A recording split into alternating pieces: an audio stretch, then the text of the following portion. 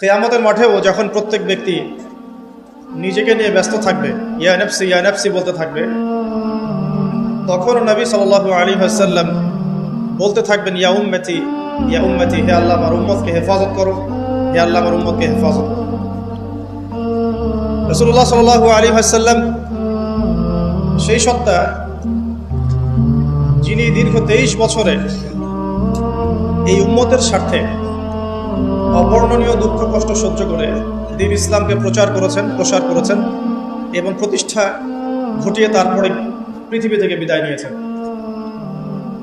কিন্তু দুঃখজনক হচ্ছে তার ইন্তেকালের পর আমরা যারা এখন বেঁচে আছি, আমরা রাসূলুল্লাহ সাল্লাল্লাহু আলাইহি ওয়াসাল্লামের সেই আদর্শ হয়তো পরিপূর্ণরূপে পালন করতে পারছি না।